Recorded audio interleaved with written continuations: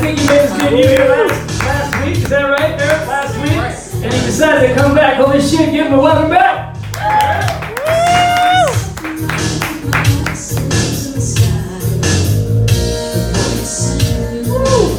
Black magic if you please, right? Right.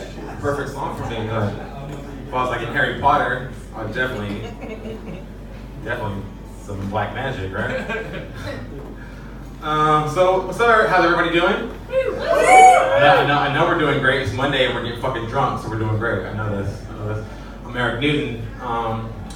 Interesting fact about me is I grew up Jehovah's Witness. Woo! Yeah, so I've definitely been to your house before. Yeah. It's good to see you again. Definitely. How's everybody been?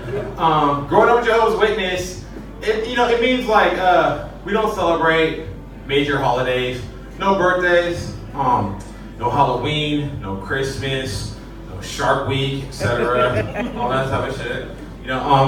But I'm not bitter about that. I just wish we had joined a more progressive religious cult. You know what I mean? Like I wish growing up, we had been Mormons. People like for real. People don't know. Mormons are actually really, really forward thinking.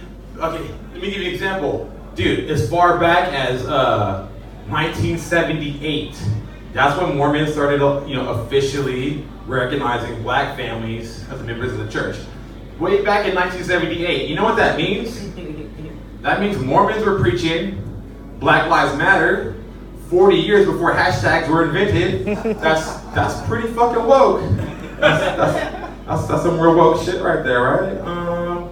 Okay, recently, I got into this conversation about ancestry, and this guy's like, he's like, dude, I'm 50% this, I'm 50% that race, I'm 25% this culture, I'm like 3/4 this, on and on and on. So I stopped him, like, wait, hold up. But, in your ancestry, do you come from any Asian cultures? He's like, no. I'm like, that's why you don't know how math works. You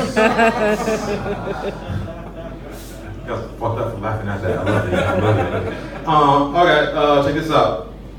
Do you think that people in a relationship that have a conversation about getting their first pet together end up having the same conversation as if they just had anal sex for the first time?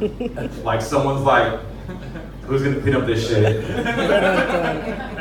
You guys are also gross. I also love that. That's pretty cool.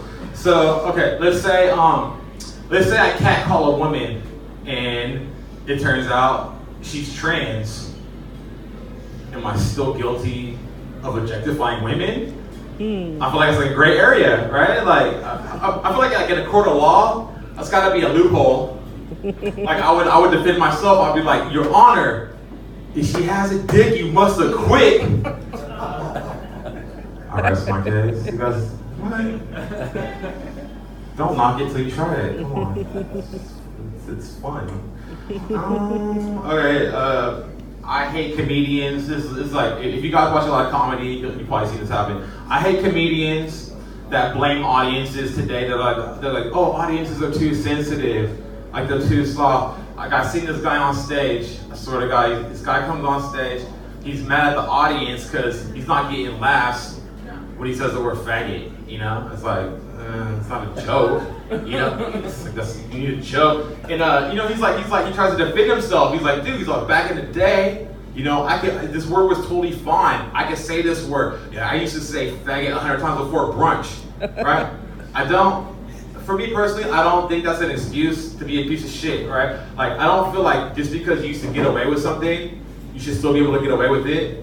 I feel like that argument is the same as like white rappers that ask me, like, but why can't I say nigga?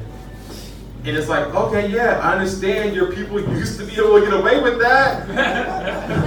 But times are different, right? Times are different. Like, you can't say that anymore. And like, what I'm saying is this.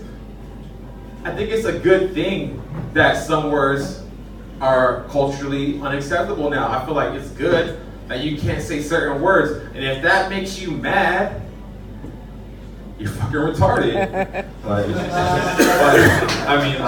is there any other way to say that? You feel me? That's what's up. I like this. I can't see anybody here, so I'm gonna say this right now. It's a good-looking crowd. God, the beautiful ones. I can't see shit. This is the sexiest crowd I've ever performed for in San Francisco. You hear that deep ass? Yeah, that's what I like to hear. That shit was sexy. I mean, you know what? I'm an efficient person. I'm like, you know, what is it? Anyway, I'm just gonna leave you guys with one last joke for tonight. I take a lot of pride in the fact that I'm not a stereotypical black dude. You know what I mean? I kind of am. Some things about me are stereotypical, but I still do things in my own way. You know, for example, it's not gonna surprise anybody to be like, hey, I date a lot of really big, large, beautiful women. But it might surprise you to know they're not always white. Alright, thanks for White Merrick Newton. This has been fun. See you guys around.